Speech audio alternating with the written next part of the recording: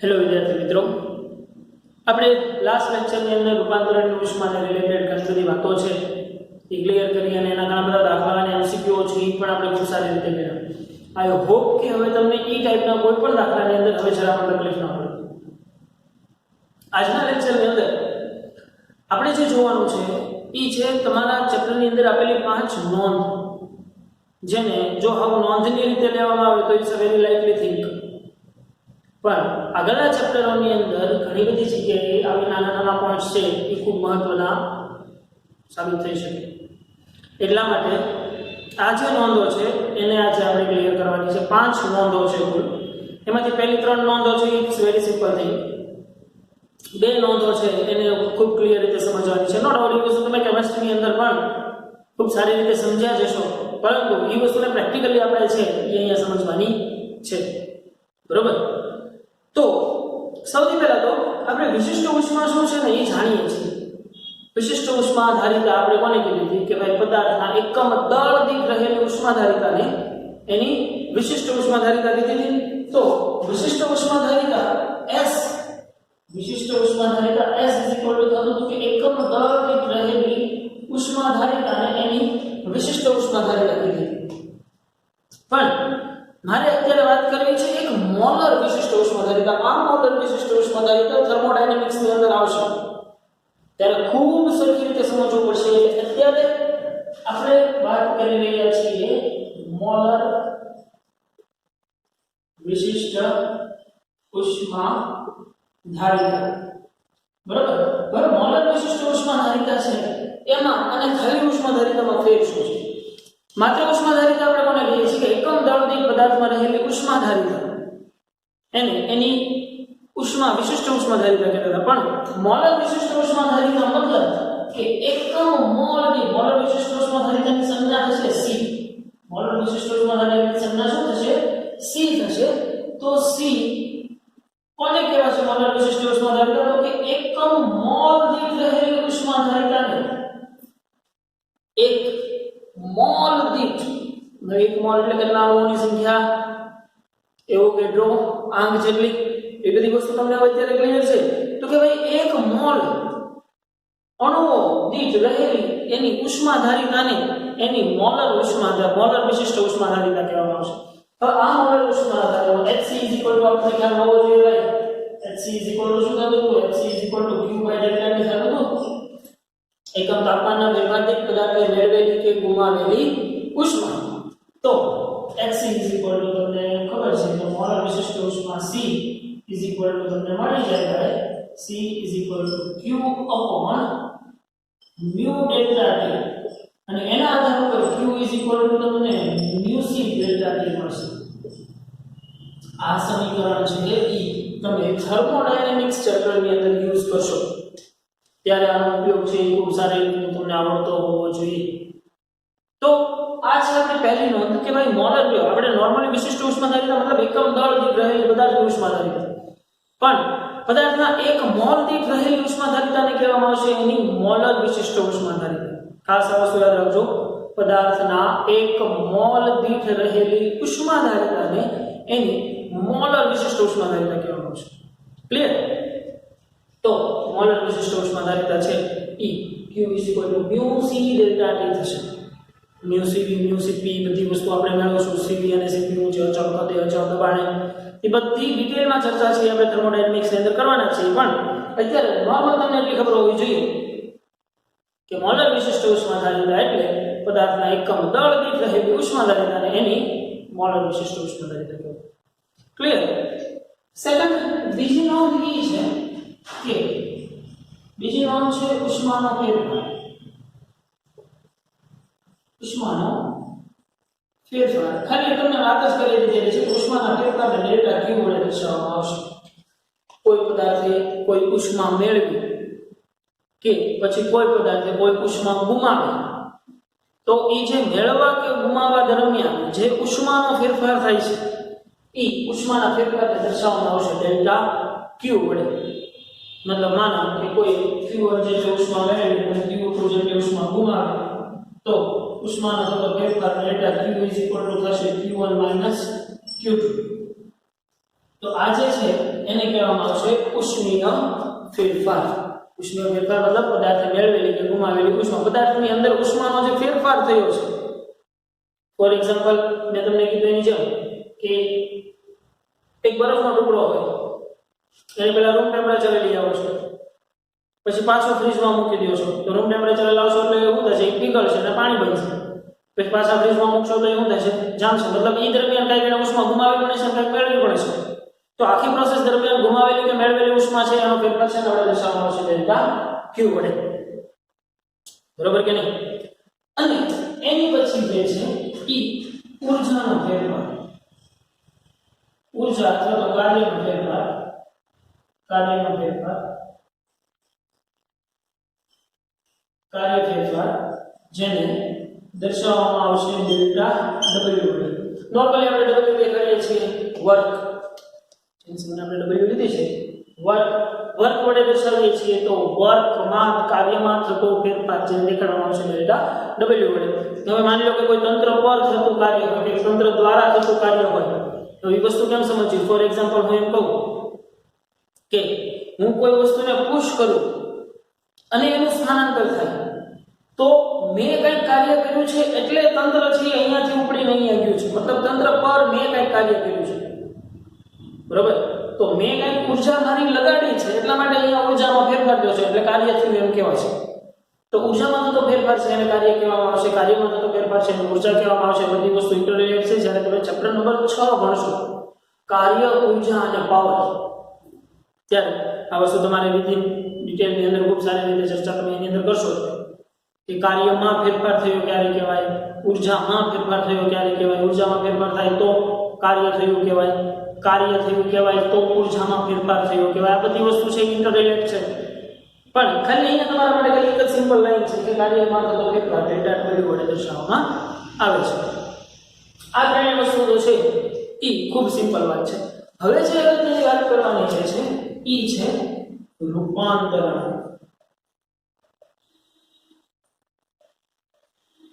રૂપાંતરણ ખૂબ મહત્વની વસ્તુ છે રૂપાંતરણ એક્ઝેક્ટલી કહેવાય છે કોને રૂપાંતરણ છે શું તો કે એક વસ્તુ ખબર છે કે જ્યારે પદાર્થ છે એ પોતાની અવસ્થા બદલે છે ત્યારે એનું અવસ્થા રૂપાંતરણ કહેવામાં આવે છે તો જે અવસ્થા રૂપાંતરણ છે એ ઘણા પ્રકારના છે આપણને ખબર છે ભાઈ કે કોઈ પદાર્થ છે એ ઘનમાંથી પ્રવાહીમાં પણ જાય અને પછી પ્રવાહી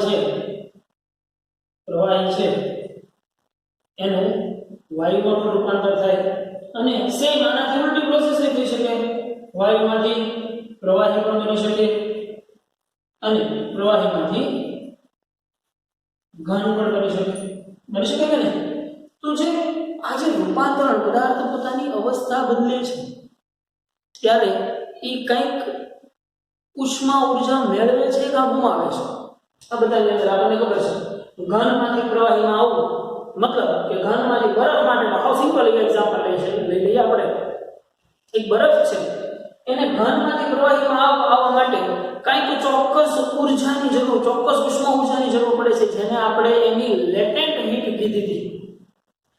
કીધી કે નહીં ઘનમાંથી પ્રવાહીમાં આવવા માટે કે પ્રવાહીમાંથી ઘનમાં આવવા માટે કંઈક એને ઉષ્મા ઉર્જાની જરૂર પડે છે જેને આપણે એની લેટેન્ટ હીટ અથવા તો રૂપાંતરણની ઉષ્મા કીધું તો કે નહીં રૂપાંતરણ ઉષ્મા જેને આપણે સંજ્ઞા કેપિટલ L વડે દેખાડી લેટેન્ટ હીટ તો આ લેટેન્ટ હીટ જ્યારે કોઈ ઘનમાંથી પ્રવાહી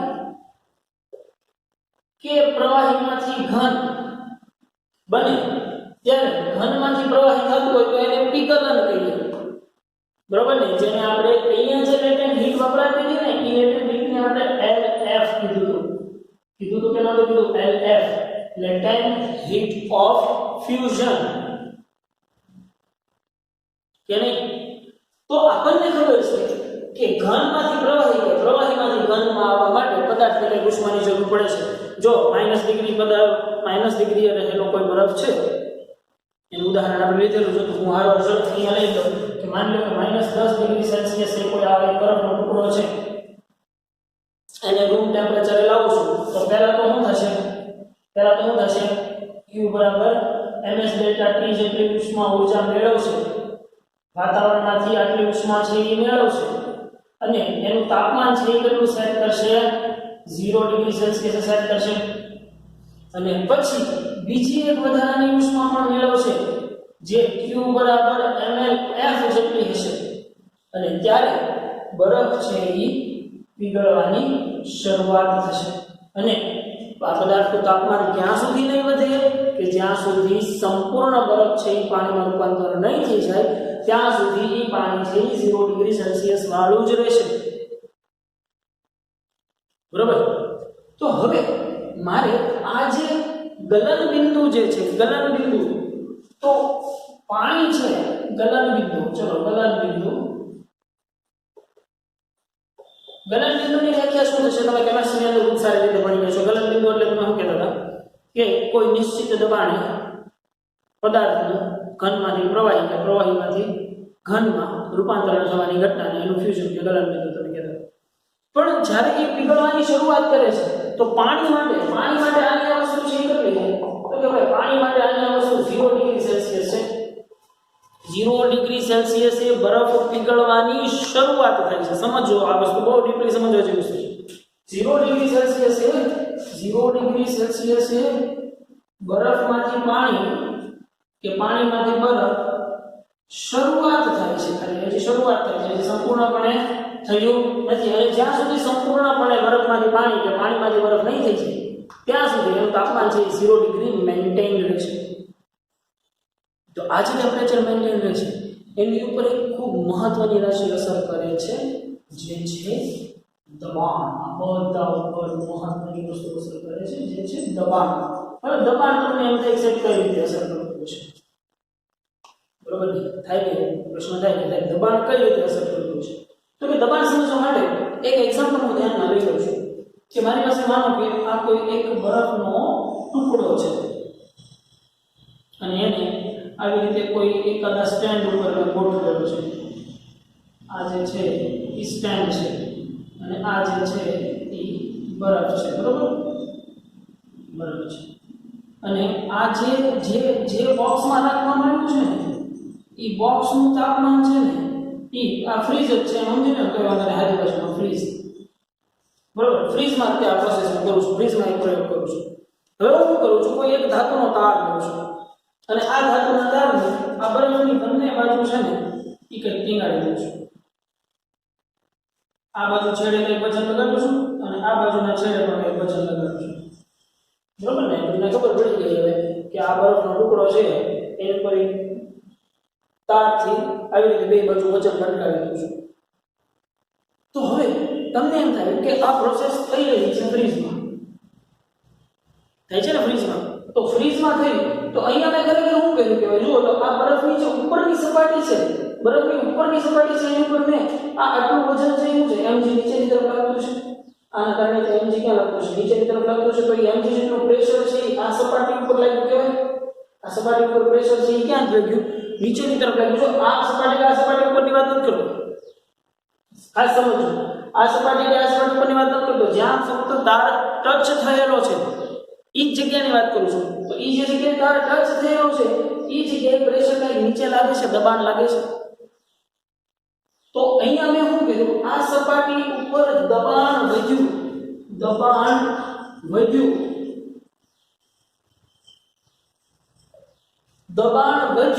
તો એનું ગલન બિંદુ છે ને ગલન બિંદુ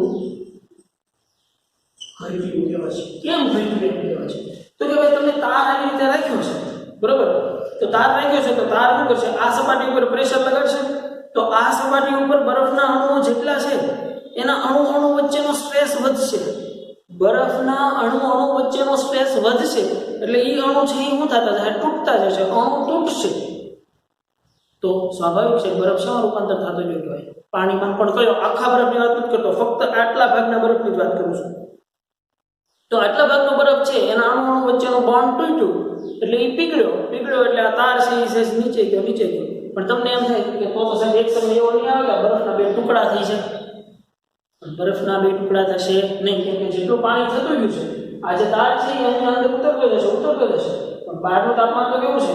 સમથિંગ -डिग्री સેલ્સિયસ જ છે. એટલે જે અહીંયા પાણી છે આજે એટલા ભાગમાં જરી કમ તો પાણી બન્યું છે ને, એ પાણીને ફ્રીઝર છે શું કરી દેશે? જમાડી દેશે, જામી દેશે. મતલબ કે બરફ છે એ પોતાની અવસ્થા જ્યારે એની પર દબાણ વધ્યું, દબાણ વધારવામાં આવ્યું ત્યારે એનું ગલન બિંદુ ઘટ્યું. કેમ કે અહીંયા -डिग्री હતું તો અહીંયા પીગળવા મળ્યા. બાકી તો બરફને પીગળવાનું છે 0 ડિગ્રી જ તે. તો 0 ડિગ્રી કરતા પણ કંઈક સમથિંગ માઇનસ માનો કે 10 ડિગ્રી સેલ્સિયસ, તો -10 ડિગ્રી સેલ્સિયસ અહીંયા પીગળવા મળ્યું. તો -10 ડિગ્રી સેલ્સિયસ પીગળવા મળ્યું મતલબ શું થયું? કે આનું ગલન બિંદુ ઘટ્યું કહેવાય કે નહીં? તો જે 0 ડિગ્રી સેલ્સિયસ પીગળતો હતો એની બદલે જ્યારે એની પર કંઈ પ્રેશર આપવામાં આવે છે તો એ પ્રેશરના કારણે એ 0 કરતાં પણ ઓછા તાપમાને 0 કરતાં પણ ઓછા તાપમાને પીગળવા મળે છે. તો ખાસ આ વસ્તુ આપણે યાદ રાખશું કે જ્યારે દબાણ વધશે ત્યારે એનું ગલન બિંદુ છે એ ઘટશે. શું થશે? દબાણ વધશે, સોરી માય મિસ્ટેક. દબાણ વધશે તો ગલન બિંદુ છે એ ઘટશે. મતલબ પહેલા જે 0 ડિગ્રી સેલ્સિયસ રૂપાંતરણ દેખાડતું હતું એનું રૂપાંતરણ હવે -10 ડિગ્રી સેલ્સિયસ દેખાડે છે. જે છે આ વાત. તો જેમ દબાણ વધશે તેમ ગલન ઉષ્મા છે એ પણ ઘટશે. મતલબ એનું ગલન બિંદુ છે એ ઘટશે. દબાણ વધશે તો ગલન બિંદુ ઘટશે. સિમ્પલ ભાઈ, સમજાય છે? એ વસ્તુ છે, બહુ ઈઝી વાત છે. આ પ્રેશર છે ને, હજી હું તમને કહું છું બરફના બે ટુકડા કામ નહીં થાય. કેમ કે જેટલો તાર આવી રીતે નીચે જતો જશે, આમાં જેટલો તાર આવી રીતે નીચે જતો જશે એમ ઉપર પાછું જે પાણી જમાતું છે એ પાણી પાછું જામતું જશે. મતલબ સરવાળે કઈ આ બરફના બે ટુકડા થશે નહીં. બરોબર? તો ખાસ એવી વસ્તુ યાદ રાખવાની છે ગલન બિંદુ માટે. તો કે ભાઈ દબાણ જેવું વધશે એમ ગલન બિંદુ છે એ ઘટશે. સિમ્પલ, સમજાઈ ગયા ની આ વાત? તો વધી હવે એનાથી આગળ હવેનું રૂપાંતરણ છે ને, હવેનું રૂપાંતરણ છે રૂપાંતરણ ઉષ્મા, જેને L કહીએ છીએ. તો જો એ પ્રવાહીમાંથી વાયુ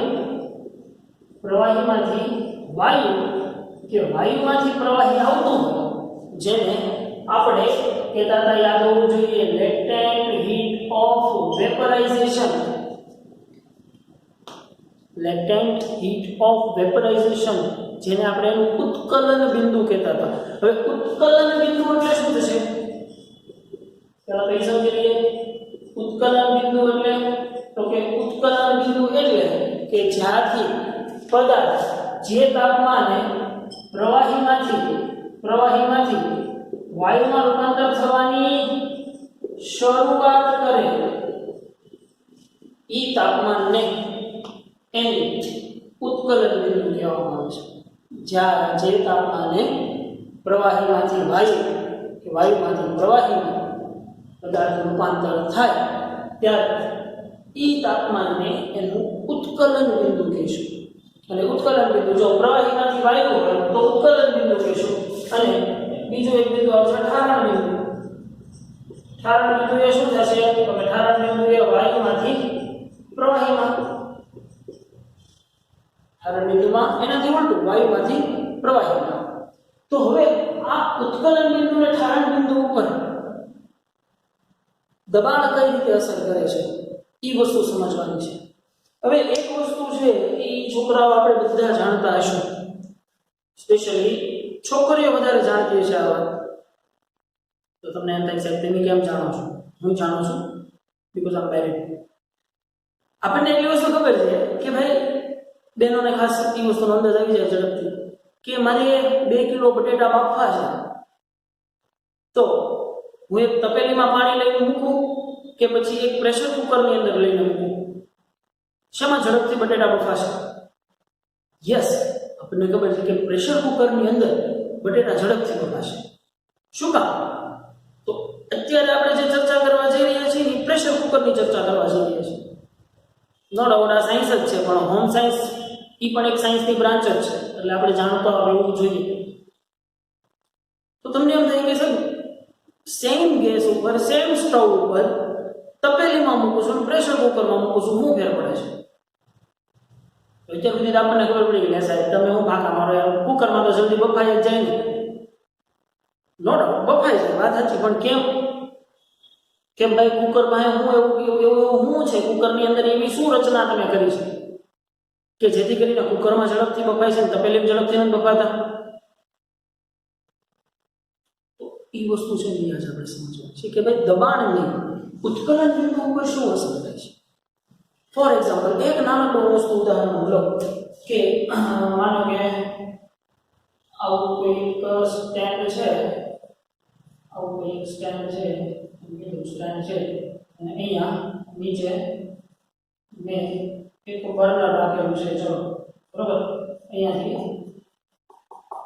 ફાયર ઓન હવે અહીંયા હું એક સરસ મજાનો બીકર મૂકું છું કંઈક આવે એમનું આ બીકરમાં આ બીકર એક થઈ ગયું છે હવે હું કહ્યું છે આની અંદર મેં ભરી દીધું છે પાણી બરોબર મેં આની અંદર ભરી દીધું છે પાણી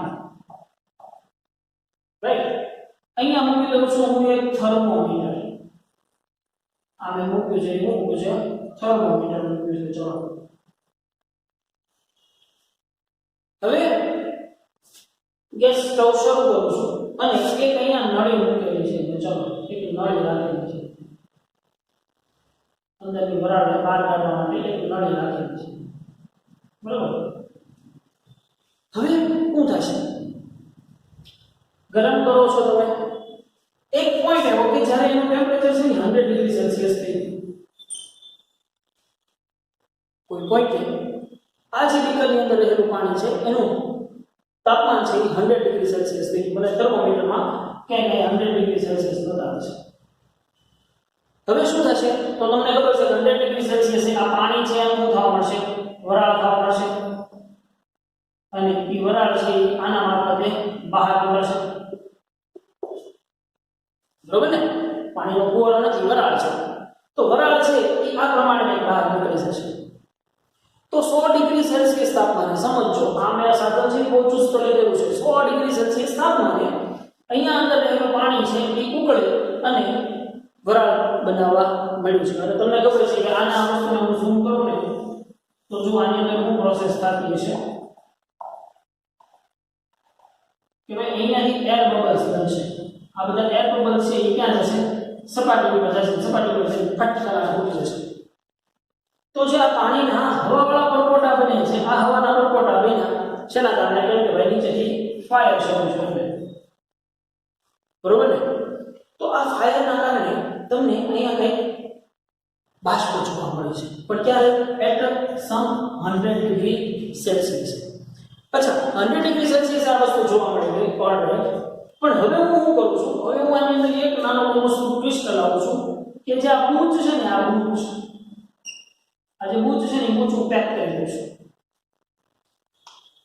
અને સાથે તો ઉપરથી ચુસ્તપણે પેક જ છે હવે હું શું કરું છું પાછું ફાયર ઓન કરું છું ગરમ થાય છે આની અંદર જે તાપમાન છે ને એ કંઈ બીજું માનો કે 120 ડિગ્રી સેલ્સિયસ તો પણ આ જે નળી છે ને એની અંદર કાંઈ બાષ્પ બની નહીં પછી 100 માનો જસ્ટ એક્ઝામ્પલ લઉં છું કે 130 ડિગ્રી સેલ્સિયસ છે આની અંદર કાંઈ બાષ્પ બની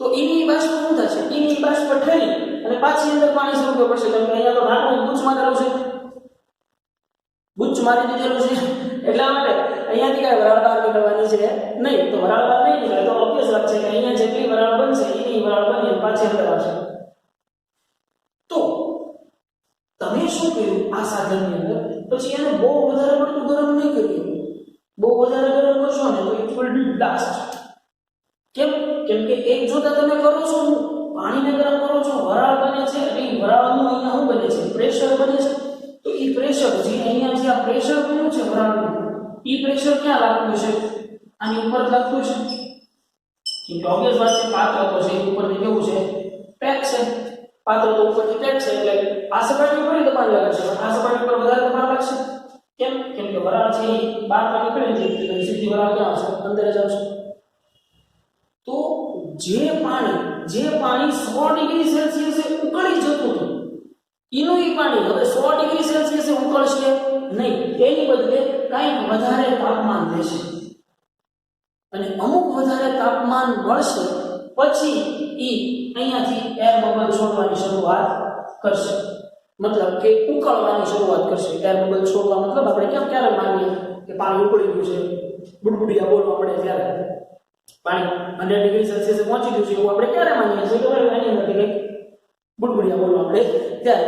તો આ જે બુડબુડિયા બોલે છે એ બુડબુડિયા પ્રેશર વધશે, જેમ પ્રેશર વધશે એમ એ બુડબુડિયા વધુ તાપમાન લેશે, મતલબ વધુ તાપમાને એ ઉત્કલન કરશે. તો આનો મતલબ એમ થયું કે અહીંયા જેમ દબાણ વધ્યું, અહીંયા જેમ દબાણ વધે તેમ ઉત્કલન બિંદુ વધે. જેમ દબાણ વધે એમ ઉત્કલન, કેમ કે જો અહીંયા તમે પ્રેશર વધાર્યું તો 100 ડિગ્રી સેલ્સિયસ ઉકળવાની બદલે 130 ડિગ્રી સેલ્સિયસ ઉકળે છે, મતલબ એમ થયું કે પ્રેશર વધ્યું અને ઉત્કલન બિંદુ પણ વધ્યું. તો જુઓ પ્રેશર કુકરની અંદર આ જ વસ્તુ થાય છે. પ્રેશર કુકરની અંદર શું થાય છે, તમે પ્રેશર કુકર ગેસ ઉપર મૂક્યું, બટેટા રીંગણા તમારે જે નાખવું તમે નાખી દીધું, મૂકી અને તમે સ્ટવ ઓન કર્યો, ફાયર બોઇલ થાય છે, પણ સીટી ક્યારે વાગે છે? ડોન્ટ ગેટ મી રોંગ, કુકરની સીટી ક્યારે વાગે છે? તો કે કુકરની સીટી ત્યારે જ વાગે છે કે જ્યારે અંદરનું પ્રેશર ખૂબ વધી ગયું હોય ત્યારે. તો ઈ પ્રેશર જ્યારે ખૂબ વધી જશે તો ઈ પ્રેશર છે એ જે વરાળનું પ્રેશર, મેં તમને આની પહેલા વાત કરી કે ભાઈ 100 ડિગ્રી સેલ્સિયસે રહેલા પાણી કરતાં 100 ડિગ્રી સેલ્સિયસે રહેલી વરાળ છે એ બધું ઘાતક છે. તો એ જે વરાળ છે એ વરાળ પાછો પ્રેશર નાખશે એને બટેટા રીંગણા કે પાણી ઉપર, તો એ પાણી ઉપર વધારે પ્રેશર નાખશે તો એક તો નીચેથી ફાયરના કારણે તે કંઈક બોઇલ થાય છે અને ઉપરના પ્રેશરના કારણે કંઈક બોઇલ થાય છે. એટલા માટે પ્રેશર કુકરની અંદર એ જે તમારું કોઈ પણ ઇન્ગ્રેડિયન્ટ છે, બટેટા રીંગણા ટમેટા દૂધી કોઈ પણ શાક માર્કેટમાંથી લાવેલા હોય કોઈ પણ વસ્તુ હોય તો એ ઝડપથી બફાશે. શું કામ? કેમ કે એ બે બાજુના પ્રેશરમાં આવે છે, એક નીચેથી ફાયર અને નીચે ઉપરથી પ્રેશર. તો આ ફાયર અને પ્રેશરની વચ્ચે વસ્તુ ઝડપથી બફાય છે. તો આ જે વસ્તુ છે એ આપણે ખાસ વસ્તુ મહત્વની ધ્યાન રાખવાની છે કે જ્યારે દબાણ વધે છે ત્યારે ઉત્કલન બિંદુ વધે છે, પણ જ્યારે દબાણ વધે છે ત્યારે ગલન બિંદુ છે એ શું થાય છે? ઘટે છે. દબાણ વધે છે ત્યારે ગલન બિંદુ છે એ ઘટે છે, પણ દબાણ વધે એમ ઉત્કલન બિંદુ છે એ વધે છે. એટલા માટે જ કોઈ તપેલીમાં બટેટા બાફવા કરતા પ્રેશર કુકરની અંદર બટેટા બાફવા ઈઝી પડે અથવા તો ઝડપથી બફાય છે. શું કામ? કેમ કે ત્યાં તમે મૂકેલા જો તપેલીમાં મૂકશો તો પાણીનું તાપમાન છે એ 100 ડિગ્રી સેલ્સિયસે ઉકળી જ જવાનું છે, પણ પ્રેશર કુકરની અંદર મૂકશો એટલે જે પાણી 100 ડિગ્રી સેલ્સિયસે ઉકળી જાય છે એનું પાણી 130 ડિગ્રી 140 ડિગ્રીએ ઉકળશે અને એટલી બધી હીટ ધરાવતું પાણી જે છે એ સરવાળે તમારા બટેટા કે રીંગણાને ઝડપથી બાફશે. બરોબર? તો આ બે વસ્તુ છે એ ખાસ યાદ રાખવાની છે કે જેમ દબાણ વધે એમ ઠારણ બિંદુ ગલન બિંદુ જે છે એ ઘટશે. દબાણ વધે એમ ગલન બિંદુ ઘટશે, પરંતુ ઉત્કલન બિંદુ છે એ વધશે. અને આનાથી ઉલટું તો કે ભાઈ દબાણ ઘટે તો ગલન બિંદુ વધે અને દબાણ ઘટે તો ઉત્કલન બિંદુ પણ ઘટે. ક્લિયર ભાઈ? તો આટલી વસ્તુની નોંધ છે એ આજે આપણે જોઈ લેવાની છે. ઝડપથી એની વસ્તુ વાંચી જઈએ આપણે. તો કે ભાઈ દ્રવ્યનો જથ્થો દળ ને બદલે મોલ સંખ્યા મ્યુ લેવામાં આવે તો વિશિષ્ટ ઉષ્મા S ને મોલર વિશિષ્ટ ઉષ્મા કહેવામાં આવે છે. મોલર વિશિષ્ટ ઉષ્મા C બરાબર 1 મોલ દીઠ રહેલી ઉષ્મા ધારિતાને એની મોલર વિશિષ્ટ ઉષ્મા ધારિતા કહેવામાં આવે છે. C q mu delta T. પણ આ સમીકરણ પણ તમારે લખી નાખો કે q mu C delta T જે થર્મોડાયનેમિક્સ ચેપ્ટરની અંદર આપણે યુઝ કરવાના છીએ.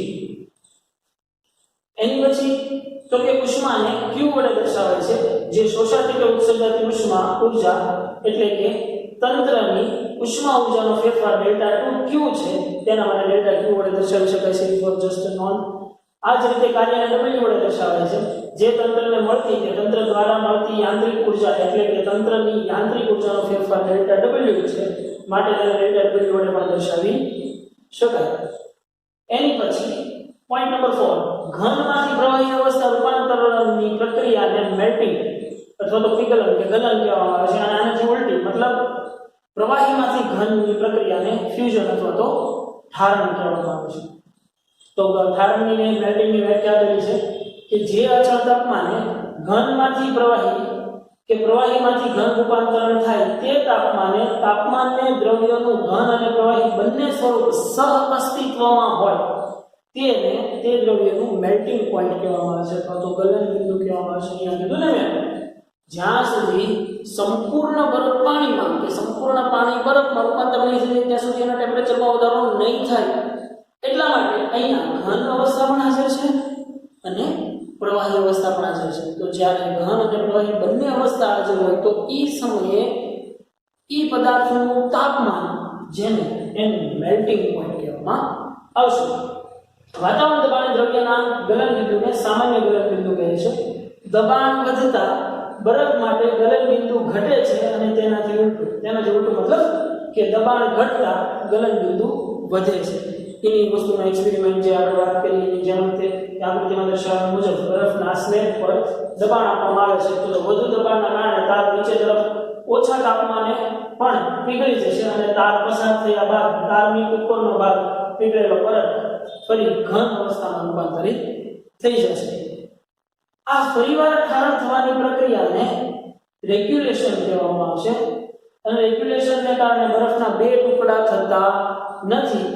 સ્કેટિંગ શક્ય હોવાનું કારણ સ્કેટની નીચે પાણી બનવાની પ્રક્રિયા છે. આ માટે ઊંજણનું કામ કરે છે. મતલબ ઇટ્સ લાઈક પ્રેશર જે છે એ અહીંયા તમારા બરફને પીગાળે છે.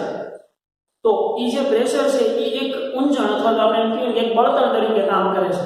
કેમ કે તમે શું કરો છો ત્યાં એ બરફને પીગાળો છો. એની પછી પ્રવાહીમાંથી વાયુ અવસ્થાના રૂપાંતરણની પ્રક્રિયાને બાષ્પીકરણ કહે છે અને આનાથી ઉલટી પ્રક્રિયાને ઠારણ કહેવામાં આવે છે. જે અચળ તાપમાને પ્રવાહીમાંથી વાયુ કે વાયુમાંથી પ્રવાહી રૂપાંતરણ થાય તે તાપમાને જે તાપમાને દ્રવ્યનું પ્રવાહી અને વાયુ બંને સ્વરૂપ સંતુલનમાં સહ અસ્તિત્વ ધરાવે તેને દ્રવ્યનું બોઇલિંગ પોઈન્ટ કહેવામાં આવે છે. વાતાવરણ દબાણે મતલબ સામાન્ય વાતાવરણ દબાણે દ્રવ્યના ઉત્કલન બિંદુને સામાન્ય ઉત્કલન બિંદુ કહે છે. પણ દબાણ વધવાથી પાણી માટે ઉત્કલન બિંદુ વધે છે અને તેનાથી ઉલટું મતલબ દબાણ વધવાથી ઉત્કલન બિંદુ વધે અને દબાણ ઘટવાથી ઉત્કલન બિંદુ છે એ ઘટે. તો આકૃતિમાં દર્શાવ્યા મુજબની રચનામાં પાણી જેમ ગરમ થશે તેમ પાણીમાં મિશ્રિત હવાના નાના પરપોટા સ્વરૂપે બહાર આવશે. પછી તળિયે પરપોટા અને ઉપરના ભાગમાં રહેલા પાણીના પ્રમાણમાં ઓછા તાપમાનવાળા ઉપર ચડીને પાણીમાં રૂપાંતરિત થતા અદૃશ્ય થતા અંતે 100 ડિગ્રી સેલ્સિયસ તાપમાને તમને અહીંયા વરાળ છે એ જોવા મળશે. તાપમાને વરાળના પરપોટા પાણીની સપાટી ઉપર પહોંચે અને ઉત્કલન શરૂ થશે.